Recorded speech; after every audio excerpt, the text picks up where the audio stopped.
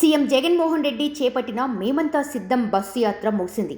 22 రోజుల పాటు 2100 కిలోమీటర్లు సాగిన ఈ యాత్రకి విశేష స్పందన వచ్చింది.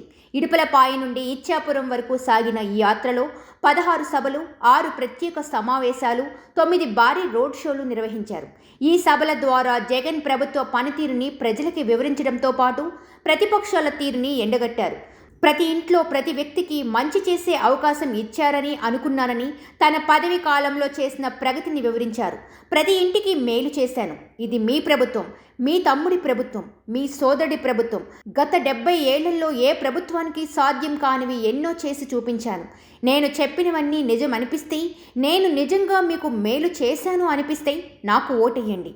లేదు, నేను మీకేమీ చేయలేదు అనిపిస్తే నాకు ఓటు వేయవద్దు అని ధైర్యంగా చెబుతూ తన 5 ఏళ్ల పాలనలో కలిగిన మేలుని ప్రజలకు వివరించారు.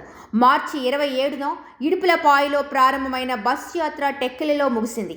22 రోజుల పాటు 2100 కిలోమీటర్ల మేర జరిగిన ఈ బస్సు యాత్ర ఒక జైత్ర యాత్రను తలపించింది. రాష్ట్ర వ్యాప్తంగా 86 నియోజకవర్గాల్లోని కోట్ల మందికి చేరువ అవుతూ సాగిన ఈ యాత్ర ఒక ఆత్మీయ యాత్రగా మారింది.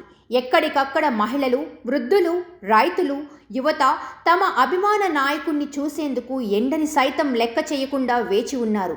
ఆయన వెంట, ఆ బస్సు వెంట పరుగులు తీసి మరీ సెల్ఫీలు తీసుకుని వాటిని అపురూపంగా దాచుకున్న యువతీ యువకులు ఎంతోమంది జగనన్నకు కష్టం చెప్పుకొని స్వాంతన పొందాలని భావించి ఆయన్ను కలిసి గోడు వెళ్ళబోసుకుని కన్నీళ్లు తుడుచుకొని భరోసాతో అన్నకు బాయ్ బాయ్ అంటూ సాగనంపిన ఆడబిడ్డలు ఎంతోమంది.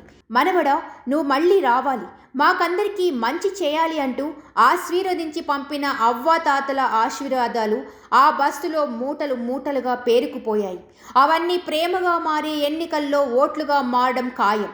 ఆ ఓట్లు మళ్ళీ పేదలకి మరిన్ని అభివృద్ధి ఫలాలు ఇవ్వడమూ ఖాయం.